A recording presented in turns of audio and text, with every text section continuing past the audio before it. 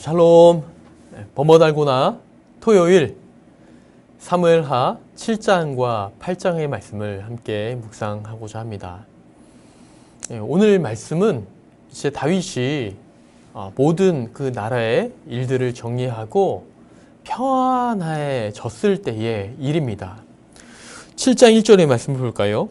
여호와께서 주위에 모든 원수를 무찌르사 왕으로 궁에 평안히 살게 하신 때에, 이제 평안해진 거예요. 너무 많은 고생을 했죠. 다윗은 기가 막힐 일들을 경험했던 이 다윗의 삶이 이제는 조금 정리가 되고, 이제 드디어 하나님께서 평안을 주셨구나 하는 그때가 찾아오게 된 것입니다.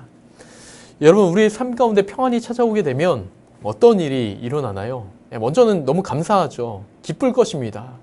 그리고 하나님 앞에 찬송을도 올려드릴 거예요.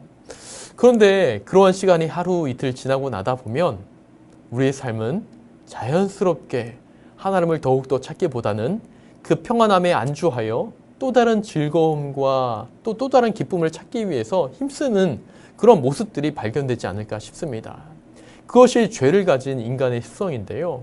오늘 말씀을 보면 다윗은 그렇지가 않았습니다. 평안에 살게 하실 때에 이제 두 발을 좀 뻗고 잠 좀 자볼까 하던 그때에, 이제 하나님께서 평안케 하셨으니까 이제 내가 원하는 그 일들을 해볼까 하는 그때에 다윗은 다른 것을 생각하지 않았습니다. 무엇을 생각했냐면 자신의 이 평안한 삶과 동시에 계속해서 그 천막 가운데 거하셨던 하나님의 지위를 떠올렸습니다. 그래서 이렇게 이야기하죠. 2절입니다. 왕이 선지자 나단에게 이르되 볼지어다 나는 백향목 궁에 살거든 하나님의 궤는 휘장 가운데 있도다. 나는 이렇게 화려한 궁전에서 사는데 하나님은 여전히 이 텐트 가운데 살고 계시네 하면서 내가 하나님의 집을, 좀 아름다운 집을 지어야겠다라고 이 선지자 나단에게 이야기를 하는 것이죠. 그런데 결국에는요, 결론부터 말씀을 드리자면 하나님께서 허락하지 않으세요. 허락하지 않으시는데 하나님께서 그 다윗의 마음을 보시고 약속을 하십니다. 언약을 주세요. 그것이 매우 성경 전체적으로도 매우 중요한 다윗의 언약인데, 그것이 기록되어져 있는 것이 오늘 본문 사무엘하 7장의 말씀입니다. 그래서 여러분, 이 7장의 말씀을 여러분 별표를 하고 읽고 또 읽으셔도 매우 좋으실 거예요. 이 다윗의 언약이 기록되어져 있는 것이 7장 8절부터 16절까지의 말씀인데, 이 언약은요, 성경에 등장하는 다른 언약과는 다릅니다.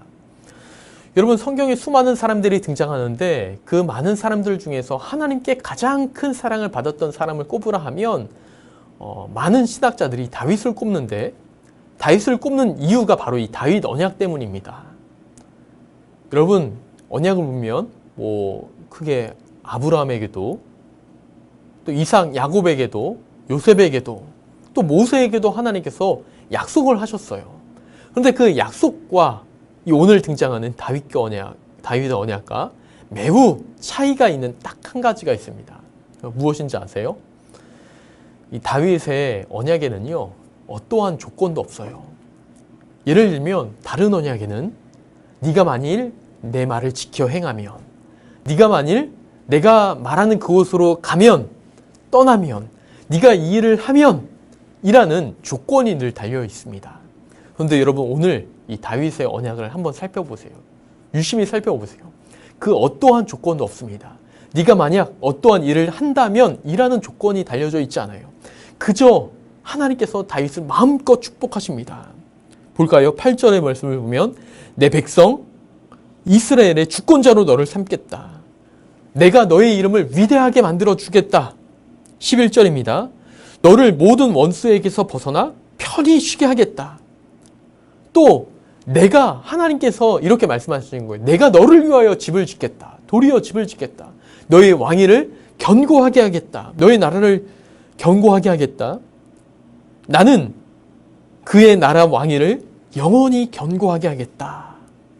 이러한 축복의 그 언약들이 끊임없이 담겨져 있는데 단 한순간의 조건도 달려져 있지 않습니다. 그것이 다윗의 언약이에요. 여러분, 이러한 위대한 언약, 하나님께서 마음껏 축복하시는 이 언약은 도대체 어떻게 하나님께서 이 다윗에게 허락해 주신 걸까요? 여러분, 오늘 읽은 이 본문뿐만 아니라 우리가 지난 월요일서부터 함께 살펴보았던 그 말씀들을 통하여서 하나님께 대한 그 다윗의 마음이 어떠한지 우리는 살펴보았습니다. 다윗은요, 늘 하나님께 부르었던 사람이고 어떠한 고난과 시련과 기가 막힐 웅덩이 가운데 빠졌을 그때에도 기다리고 기다리면서 하나님의 뜻을 물었던 사람이 다윗이었습니다. 늘 하나님과 동행하였던 사람이었고 하나님 앞에서 그 어떠한 거리낌도 없이 마음껏 찬양했던 사람이 이 다윗이었습니다.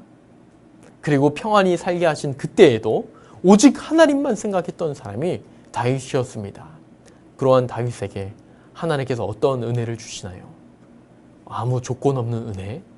또 결국에는 그 언약을 통하여서 예수님까지 탄생하게 되어지는 놀라운 은혜를 얻은 사람이 바로 이 다윗인 것입니다. 여러분, 나중에 8장의 말씀을 보면 또 이렇게 말합니다. 8장 14절과 15절의 말씀인데 제가 한번 읽어드릴게요. 다윗이 에돔에 수비대를 두되 온 에돔에 수비대를 두니 에돔 사람이 다 다윗의 종이 되니라.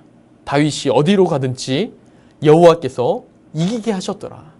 이제 다윗은요, 승승장구합니다.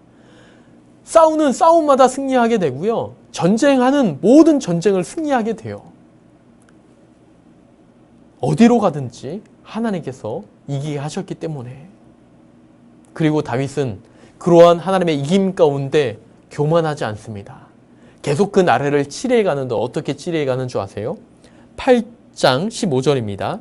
다윗이 온 이스라엘을 다스려 다윗이 모든 백성에게 정의와 공의를 행할세. 정의와 공의를 행했던 왕이 이 다윗 왕입니다. 여러분, 이러한 믿음과 이러한 마음으로 나라를 다스렸던 다윗에게 하나님께서 어찌 축복하지 않을 수 있을까요? 여러분, 우리가 이번 한 주 동안 계속해서 묵상하고 있는데 이러한 다윗의 마음을 가진 사람에게 하나님께서는 무한한 복을 내려주시는 거예요. 그래서 그 이후에 북쪽에는 19명의 왕이 솔로몬 이후 르호보암 이후에 북쪽에는 19명의 왕이 다스렸고 남쪽에는 20명의 왕이 다스렸는데 하나님께서 끊임없이 무엇을 점검했는 줄 아세요? 네가 만일 다윗의 길로 행하면, 그리고 죄악을 저지르는 사람에게 네가 만일 여호와의 죄를 따라 살아간다면, 네가 여로보암의 죄를 따랐기에 내가 너에게 벌을 주겠다라고 평가를 하세요. 그 앞으로 이제 모든 선의 기준은 다윗이에요. 다윗의 뜻대로 행한다면, 다윗의 길을 네가 걸어간다면 너는 복을 받게 될 것이고 너의 나라는 평안케 될 것이야 라고 이제 하나님께서 다윗의 일하는 분명한 기준을 정해주고 계시는 거죠. 여러분, 이 기준은 오늘날을 살아가는 우리에게도 저는 동일하게 적용된다 생각합니다. 우리가 다윗이 걸어갔던 그 길을 걸어가게 된다면, 다윗이 하나님 앞에 행하였던 그 삶대로 우리가 살아가게 된다면 하나님께서도 오늘날을 살아가는 우리에게 마음껏 은혜를 주시며 힘을 주시고 복을 주시리라 저는 확신합니다. 여러분, 우리가 오늘 하루의 삶을 살아갈 때, 또 앞으로의 모든 삶을 살아갈 때에 우리의 삶이 다윗과 같은 삶, 하나님 아버지를 사랑하는 삶, 예수 그리스도를 따라 살아가는 삶, 그 나라를 영원히 견고하게 세워갈 수 있는 한 사람으로서 끊임없이 정의와 공의를 행할 수 있는 삶, 그러한 삶을 통하여 하나님을 기쁘시게 하고 또 예수님의 마음을 시원케 할 수 있는 이 시간 주님 앞에 나아가는 모든 범어의 가족이 되시기를 주님의 이름으로 축복합니다.